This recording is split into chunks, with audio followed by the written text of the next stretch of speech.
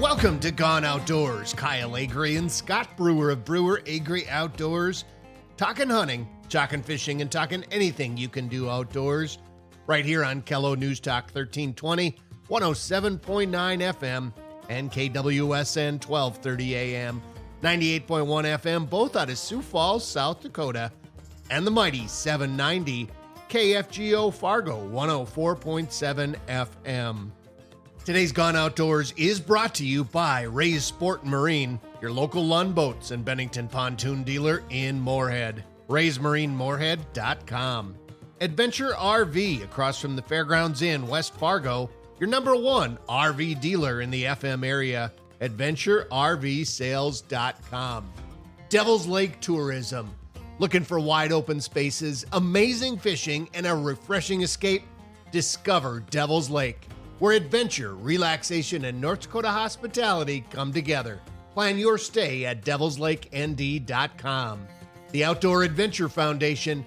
For over 17 years, the foundation has created life-changing outdoor adventures for youth facing life-threatening illness, injured veterans, and first responders. Learn more at outdooradventurefoundation.org. Strand Ace Hardware, Barnesville and downtown Pelican Rapids, proudly family-owned for 70 years. Valley Truck Gear, protecting your equipment. The Outdoorsman, and Onyx Fish Midwest, cast beyond the familiar.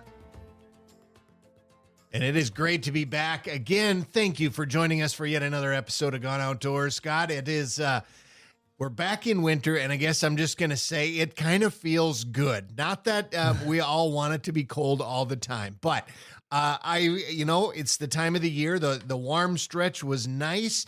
Loved it. I think we all needed it. Back to winter.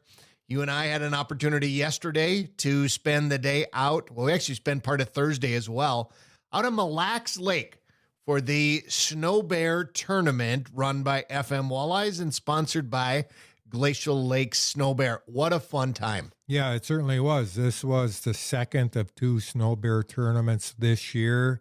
And fortunately, Adam from Glacial Lake said, hey, I got one extra Snow Bear if you guys would like to come up and compete in this. And we're like, okay, twist our arm a little bit more. Yeah, we'll be there. And it was kind of interesting, Kyle, because you and I haven't been on that lake. We did one winter photo shoot out there for about a half a day here, half a dozen years ago. But before that, it's been, 20... No, it wasn't even that. It was would have been in 2012 15, when we 12 took or 13. When we took the picture that is now the Brewer Agre Outdoors logo. Yep, you are correct. And we fished in the National Team Championship, largest tournament we have ever fished in on Mille Lacs. There was 293 teams in that tournament, and it was a lot of fun. Just like it was here yesterday. Mille Lacs Lake is a very fun lake, whether you're chasing walleyes, whether you're chasing perch, whether you're chasing big muskies. Oh, man, there's a lot of those in there, too. It's a great destination, and hopefully maybe you can get out there yet this summer and go out and catch some of those fish. It was good to be able to set the hook on a few walleyes, and, we're at that point in the season for those anglers listening who either fish and or live in the state of Minnesota. Tomorrow is your last day to be able to go out and pursue walleyes. After that, the season is closed, so it's good to be able to chase some walleyes out there in Mille Lacs. And now it's time to turn the focus a little bit, not necessarily in a completely opposite direction, but there's a lot of ice season left, and whether it's crappies, whether it's bluegills, perch, whether it's tullabees, or if you are in the Dakotas or Lake of the Woods or up in Manitoba, you still got a little bit of time left to chase some walleyes. Kyle, with our stations in Fargo and in Sioux Falls, we have a very large range of ground that we cover, which also means there's a very large range of average temperatures for those days. I'm pretty sure that the guys in South Dakota are in their garages polishing up their boats because they're going to be out getting them out here very shortly. Well, I didn't say they have to chase the walleyes on the ice. They This is might true. be able to chase them in the open water as well. Well, I think they're going to have the option. You got a lot of options. You can do both. Just like us up here, we'll be able to head up to the Rainy River here before too long, probably in a little over a month. We'll be able to get up to the Rainy and chase walleyes there. Or you can hop on the lake and ice fish. You could do both on the same day if you want. And a lot of the South Dakota guys, they have that option here for a little while anyway. Scott, I know you had a chance last weekend to get out and spend some time on the ice. I had the opportunity to try something brand new, and I got to just give a big shout out to our friend Andy Holt and of course Mike Toole. My son and I had a chance to run down to our farm down in south central Minnesota, and we've never experienced predator hunting. You know, Scott, we've had Andy and we've had others, Ty Brower, on here talking about predator hunting. To experience it and to number one, to see the gear, to actually get out and do it and see what this is all about. I couldn't have done it alone. I don't have the gear and it's Not yet, you don't. well, yeah, maybe, but it was awesome and it was fun. And I kind of dreaded taking some time away from ice fishing, but once I was there, I was absolutely excited and just the ability to experience something new was really, really cool. And I find it very hard to believe, Kyle, that you tried a new hobby with Mr. Andy Holt, the guy that has started all of our other hobbies. Because you know what Andy does? He winds us up and then he sends us out to Shields to go buy stuff so that we can gear up for an entirely new hobby that we're absolutely going to love because we love every single one of them. And that's what Andy does because he is such a wealth of information and you got to see it all firsthand, which, like you said, is really, really cool. Yeah, I would say if you're at all interested in predator hunting, the whole idea of hunting where it's so dark you can't see your hand in front of your face, but you look into the scope, a thermal scope that is, and you can see those animals moving around. Really, really a neat thing and something hopefully I'll get to try again down the road. And, you look at doing a little bit of raccoon hunting during the day and a little coyote hunting at night. And the raccoons certainly are predators of the nesting birds that are on our farm, turkeys in particular, and pheasants as well. And the coyotes certainly are just overall predators. And hopefully that'll help balance a little bit of that natural predator-prey balance out. So it was a great time. And speaking of a great time, Scott, we've got some fantastic guests here on deck for today's show. Brad Durick, he is a catfishing guru when it comes to channel cats on the Red River. He's going to join us and tell us about a new aspect of catfish tournament fishing that's coming to the region. Vince Ojard up in Border View Lodge on Lake of the Woods. We mentioned Lake of the Woods has a continued walleye season going on for another month yet after the rest of the state closes. Vince is going to tell us what they've got going on up there and what they can offer anglers who want to pursue walleye and other species up there on those border waters. And then a special guest, Mr. Robert Karpiak, Caribou Country Adventures up in Manitoba. Robert just purchased this new business, and he's going to tell us a little bit about its history. He's going to tell us a little bit about what he offers and what it's like going on a caribou hunt up there on the tundra. Folks, you're not going to want to miss it. Stick around. We got to take a quick break, and we'll be back with more Gone Outdoors. Looking for somewhere to get all your fishing information in one place? Onyx Fish Midwest has something for you. Search for new fishing areas with filtering features such as species, abundance, trophy potential, lake survey info, regulations, and area insights are just a click away. Getting to your target lake has never been easier with access points and public land ownership clearly marked on Onyx Fish. Mark and customize waypoints and weather for your exact location. Use code BA Outdoors to get 20% off Onyx Fish Midwest at onyxmaps.com. Hey everybody, welcome back to Gone Outdoor Radio. You're listening on Kello News Talk or KWSN in Sioux Falls or the mighty 790 KFGO Radio. Scotty Brewer, Kyle Agre, Brewer Agre Outdoors. We are going to head up to Grand Forks right now and we're going to chat with Mr. Brad Durick, Brad Durick Outdoors. Brad, it's been a couple of years since we've had you on Gone Outdoors. Welcome back. Has it really been that long already? I'm pretty sure it has, because I don't think we Probably had you has, on last actually. year. So you Oh, are. well, thanks for having me back. Yeah, you're a catfish guide. You're an author. You're an educator. I would venture to say you're probably one of the top channel cat guys in the country. And with all the stuff that you do, and I know you're relatively humble, but do you think that that would fit your description relatively well? I would hope I'm all of those things, yes. All right. So the reason why we wanted to get you on is because not only do you guide catfish, you are involved in the tournament circuits on the Red River a little bit. And especially now, because now that we have what is called the Red River Cat Master Series. This is not just one tournament, it's a whole series of tournaments. Let's talk about how all this came about.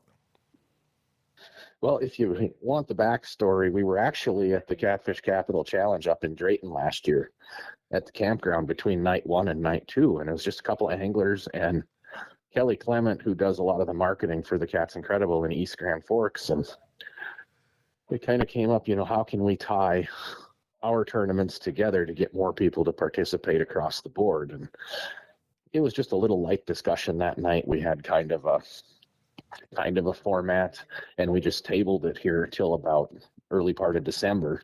And then we sat down, and the original ideas that we had that evening are no more. I mean, it's been completely gutted and redone and simplified now, but it's going to be pretty exciting tying all the tournaments in the Red River Valley together. So, Brad, these are existing tournaments that are already in place, but you're really just putting an umbrella over all of them to tie all of them together. Is that a kind of a fair description?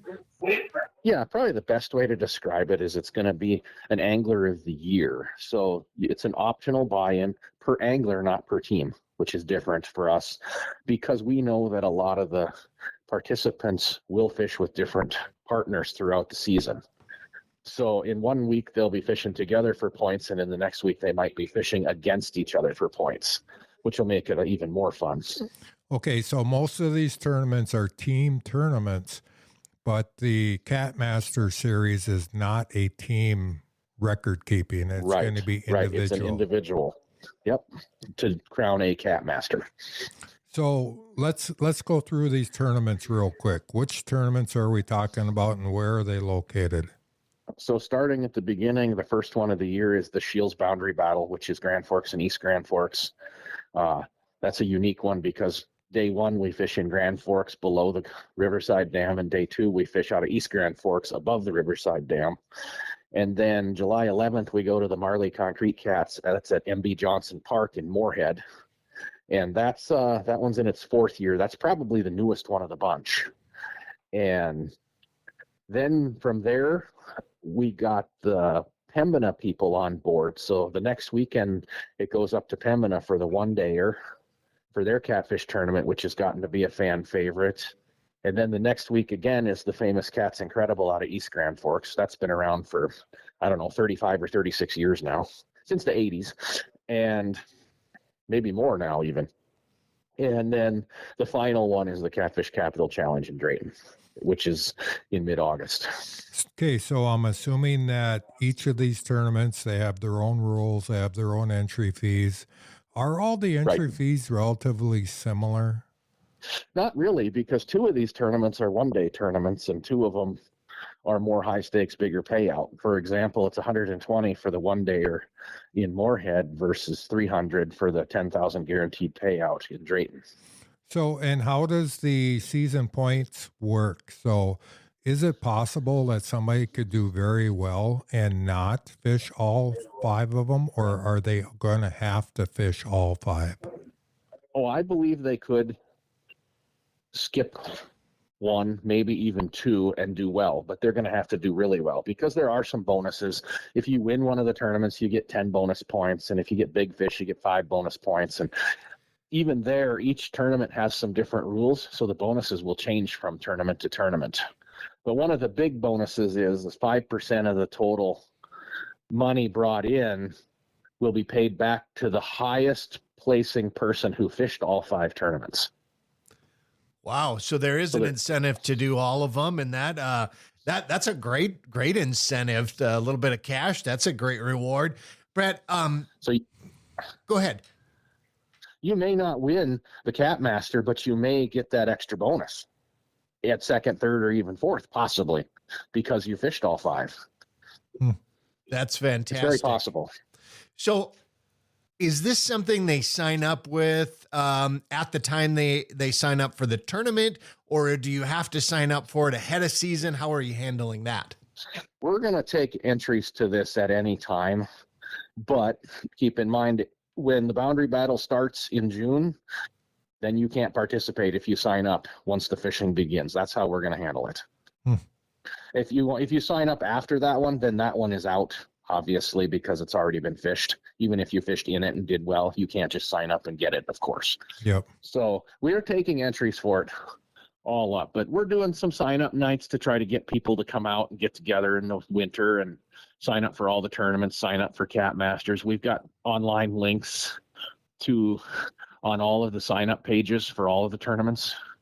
So you can just click that link and go sign up via whichever tournament you will happen to be on that day. All right, Brad. So this might be a silly question for a catfish guy, but I'm a walleye guy and I fished a lot of walleye tournaments. 2-part question. What does a catfish tournament cost? And I'm sure these are all vary a little bit.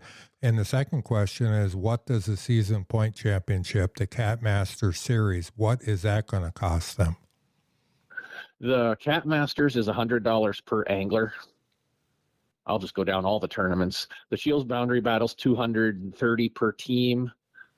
The Marley Concretes in Moorhead is $120. The Pembina tournament, I want to say, is $120 or $130. Cats Incredibles $300, and Drayton is $300. Okay, so they're not out of reach for most people. You know, if they wanted to, I mean, hopefully you'll at least maybe spur enough interest. Maybe somebody's not going to fish all of them, but if they never fished a catfish tournament, maybe they'll hop into one this year.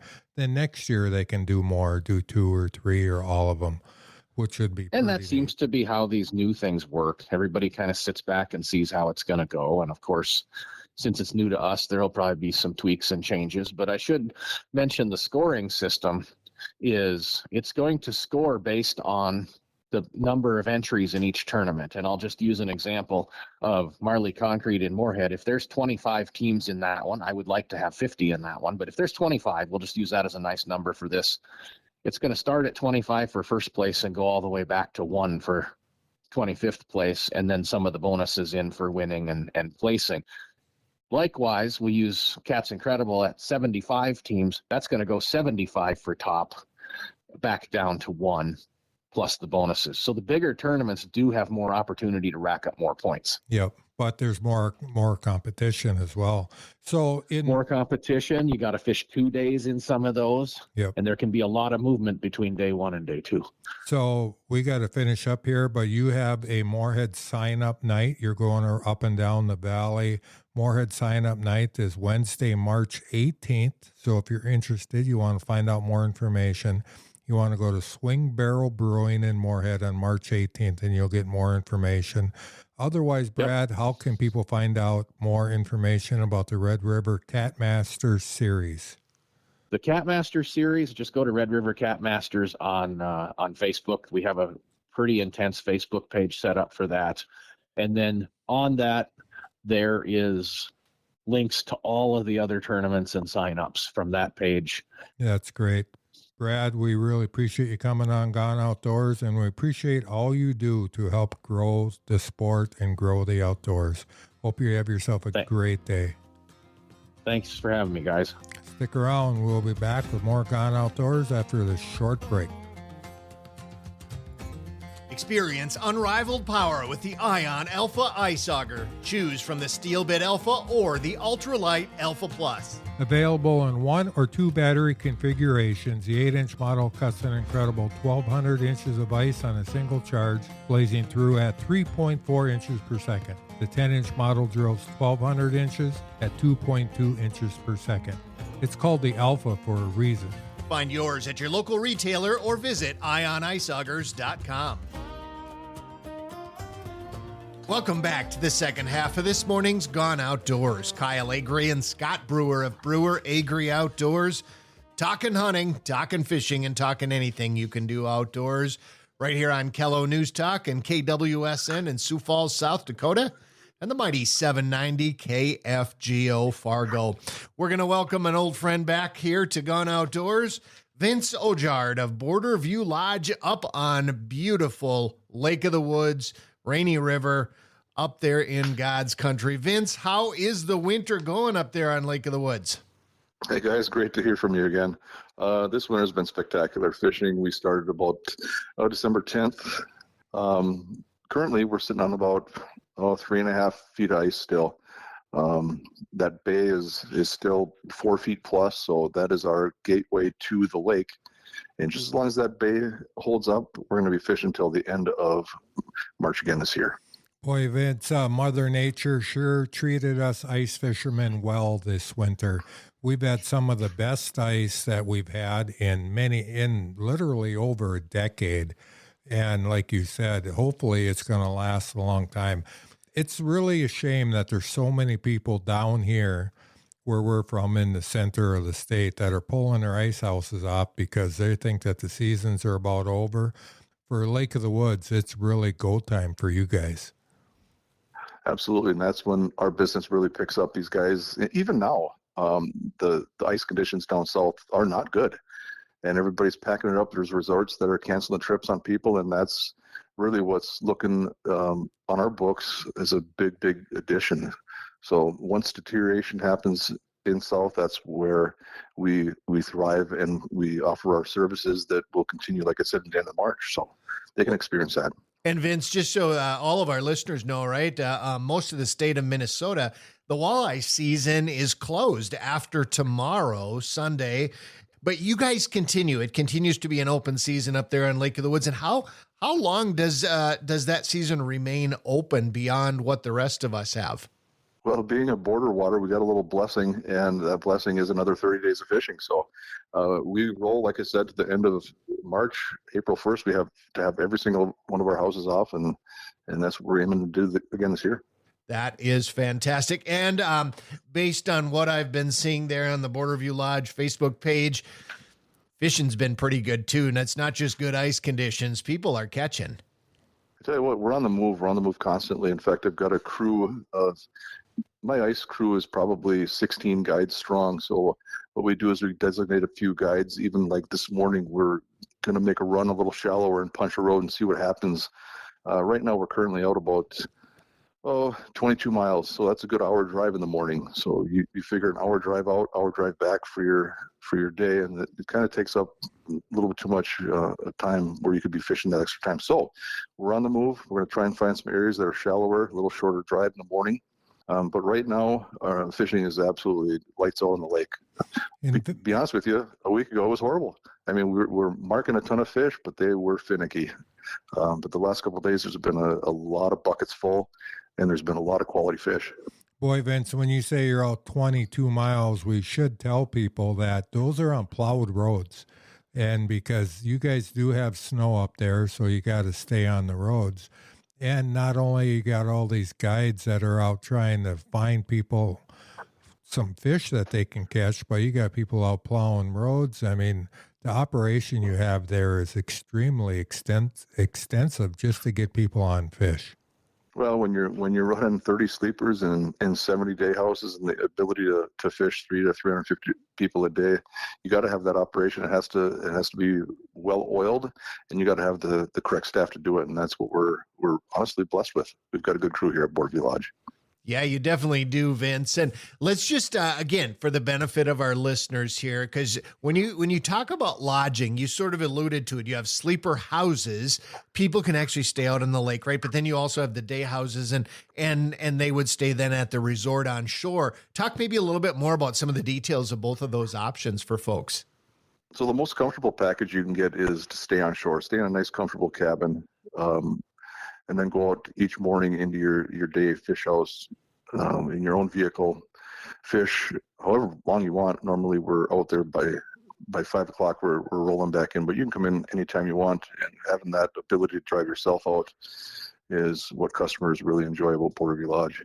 Yeah, what a great facility there. And when Scott and I and our families were up there, the fun of it was, of course, fishing, but yet when you came in, you guys have an awesome lounge. You've got a restaurant. I mean, you guys basically have everything there that people want for their stay. They don't have to leave. They can get it right there on the premises. And you guys got folks that'll take care of everything right down to cleaning your fish. And if you want, you guys do the catch of the day, and people can have their own fish brought right out and prepared right to their table, which I happen to think is a super cool way to go on a fishing trip.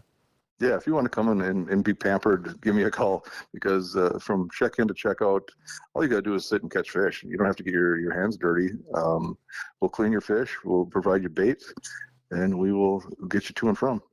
Hey, Vince, one of the things that I really want to specify, every time we talk to you, I want to get this out there. You guys have a couple of massive cabins. Massive. I think the one that we stayed in last time, Kyle, had 7 bedrooms, 8 bedrooms. I mean, if you got a corporate group, if you want to plan a family reunion, I mean, it's perfect for that. And these cabins are absolutely gorgeous. We were able to build the Grand Lodge. That'll sleep 16. We were able to build the Great Cabin. That'll sleep 12, and they're next to each other. So combined, we can get big groups in. And not only that, but across the street now we've got the 0.1, the 0.2, the 0.4, the 0.5, and our new Premier Cabin. You can get probably another 54 people in those units. So we can go from 2 people all the way up to 130. So, Vince, you guys have ice fishing, obviously, there we've been talking, but, we're not that far out. If you're somebody who loves to chase sturgeon on the spring run, it's not too early to get reservations made now, is it? I tell you what, the last week we've been seeing a lot of reservations made for that April. And, people are getting their ice fishing done, and now they're looking forward to the spring sturgeon run. Yeah, the fun never ends up there. And I that's not just a saying. Honestly, year round, 12 months out of the year, you guys have premier outdoor adventure experience, ice fishing, open water fishing, sturgeon, walleye. I mean, you name it, you guys have all of it up there. Vince, if folks want to get a hold of you, if they want to make a reservation, if they want to set something up to rent a fish house, if they want to have that stay, whether it's just them and a friend or family, or if they have a whole group that want to do it, what's the best way to find you guys? Easiest way, give me a call, 1-800-PRO-FISH. I'm in the office 7 days a week. We will get you guys set up and answer any questions you have. You can also visit our Facebook page and at Borderview Lodge, also our website, www.borderviewlodge.com. This is Vince Ojard, a Borderview Lodge on beautiful Lake of the Woods. Vince, I know you guys are busy up there. I know you guys are constantly focusing on taking care of people and customers. We do appreciate you spending a little bit of time with us this morning. Thank you for that. Always a pleasure, guys. Folks, we're not done yet. We have a great show rolling so far. We're going to take a quick break, but we're coming back with more outdoor talk right after this. The all-new Eskimo Outbreak XDP shelter gives you the same great fishable space as the original Outbreak, but packs down up to a foot shorter for easier transport. Available in multiple sizes, the XDP features dual heat ports, giant windows, and an oversized carry bag. Whether you're camping for the weekend or fishing for the afternoon, the Outbreak XDP has everything you need for an enjoyable time on the ice. Check out the all-new Outbreak XDP at geteskimo.com. Hey everybody, welcome back to Gone Outdoor Radio. You're listening on Kelowna News Talk or KWSN in Sioux Falls, South Dakota, or the mighty 790 in Fargo-Moore and surrounding community. Scotty Brewer, Kyle Agre, Brewer Agre Outdoors. And Kyle, I absolutely love when we get a new guest on, and we have one on this segment. This is a guy that we've had penciled in here for a while, and I figured, well, let's just do it and let's get him done. We're going to chat with Robert Karpiak. He is with Caribou Country Outfitters, and we're going to talk caribou for a change, something different that we've never talked about on Gone Outdoors. Welcome to Gone Outdoors, Robert. Thanks, fellas. So we are all about bringing unique outdoor experiences to all of our listeners and to ourselves as well. That's how me and Kyle have gotten a lot of our new hobbies. And you are all about unique outdoor experiences. You're currently down in Costa Rica fishing, but that's a whole different story for another day. We can talk about that some other time. About a year ago, you became owner of Caribou Country Outfitters. How long have you been involved with Caribou Country? Because you obviously had been there and had been working there or doing something with them before you bought it. So how long have you been involved with them? I met Ron and Alan back in 2009 when I went on my first excursion with them. And then you know how hunting is whenever you go through an outfitter, especially ones that are a quality outfit, you become lifelong friends real quick. And after 2009, the migration in Manitoba slowed down drastically to the point where there was almost nothing coming in during the hunting seasons. And they slowed their operations down quite drastically to the point of not taking anybody out at all. Ron got a hold of me, I'm going to say it was probably 2022, and asked me to be a guinea pig. So I took the girlfriend and a big outdoor fellow from Manitoba named Randy Bean, who's since passed, and his wife, Donna Lee. And we went up there and we found some caribou, and the migration started picking up again. And we were successful on our hunts. So they decided that they were going to open the gates up back with their outfit, and I went up again with them and helped them in 2024, and it was a very successful year. I believe we took 56 to 60 animals that year. I didn't have the actual count, but it was up there between, I'm going to say 36 hunters. It was pretty much a 90% success kill rate on that.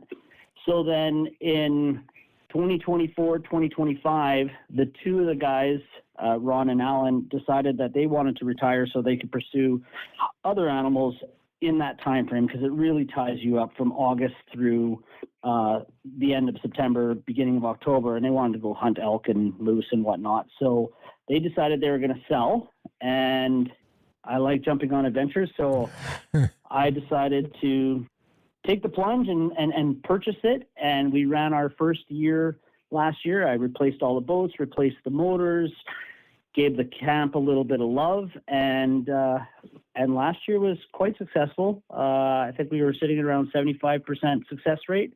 Now, when I say 75%, you're allowed 2 animals. So a lot of people got 1, some got none, and others got 2 of their animals, including a lot of Boone and Crockett's last year, and I got lucky enough to take the provincial record last year, and I think he's number 5 overall in all time, and I think maybe 19th in the world. So, yeah. Congratulations for that, Robert.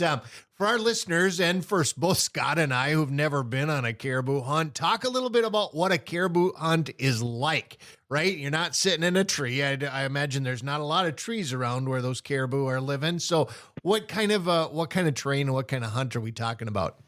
Okay, so basically, to start it off, you drive up to either Thompson, Manitoba, depending on who you're going. If you're coming through my outfit, we offer Manitoba resident only, but there is 3 or 4 places right around our camp that offer non-resident hunts. You would fly up or drive up to Thompson, Manitoba, Snow Lake, jump on a otter or a caravan, fly into camp where you're welcomed by your guides. Once you get on the terrain, you'll notice the last, I'm going to say, hour of flight, pretty much the trees start disappearing. You're only going to have some vegetation around the water edge, but anything that's 20 yards or higher above the water edge is 100% bald. So you're right. You're not hunting out of a tree stand. If you're an archery hunter, you're going to want to pick a little pinch point between 2 lakes. It's very easy to find pinch points because of the tundra. The caribou pound the tundra really hard, and you can see the trails. So you'd find a pinch point and sit tucked into the willows or the pines for that. Not that I'm not a bow hunter. I am a bow hunter, but I like shooting long range. So I prefer to get up on top of a hill, rocky hill, where I could see miles. And then you'll see a migration come through, and you pick your spot where you think you're going to be able to ambush them or reach out and touch them from there. So it's not your typical whitetail hunt. You don't need to move a lot, but you can move a lot. One thing I found out is if you're chasing caribou, if you see a caribou and he's got ahead of you at all, if you start going after him, you are going to pound earth and never, ever see a caribou and never catch up to one. They move way too fast for you to ever catch one. So it is throwing a dart at a dartboard and hoping one walks by you. And they do. So, Robert, how big are these caribou? How many pounds are they? Are they like the size of a moose, or are they the size of a large deer? What's their physical size?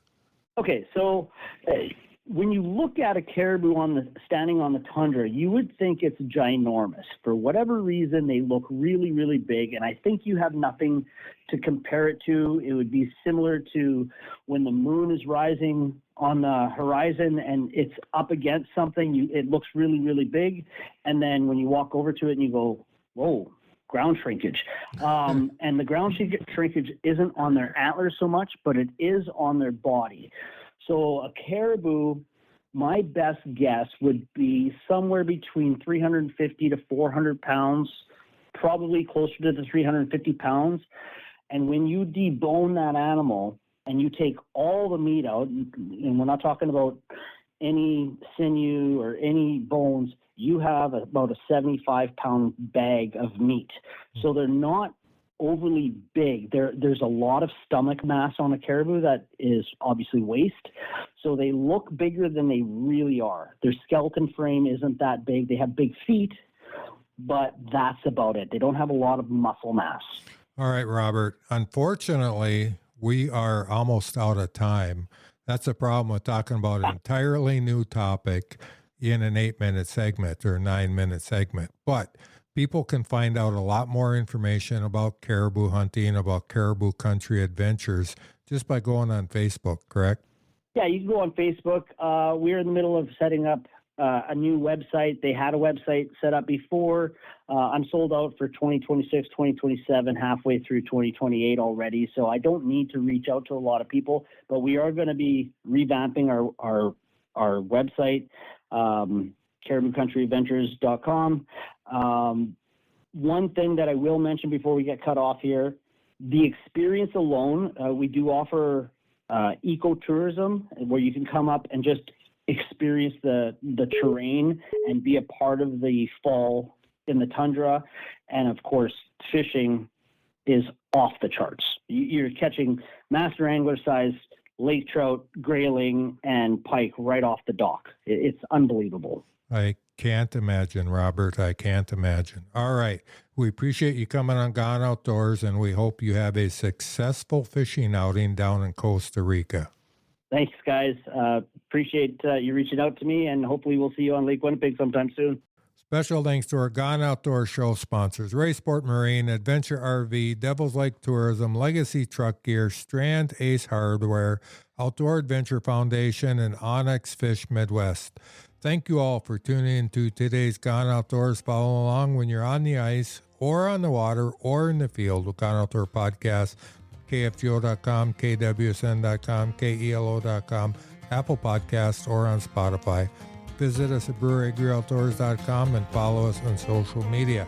Until next week, from Scotty and Kyle, we'll be Gone Outdoors.